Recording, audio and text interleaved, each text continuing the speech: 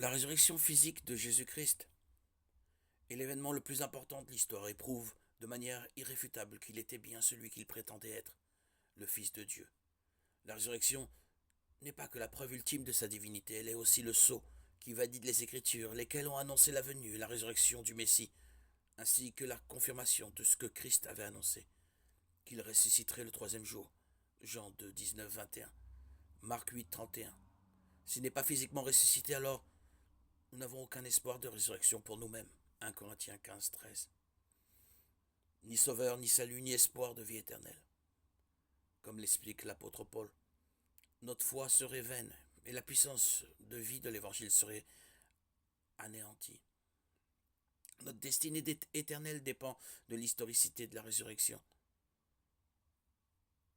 Par conséquent, les attaques les plus virulentes de Satan contre l'Église se sont concentrées sur cette question.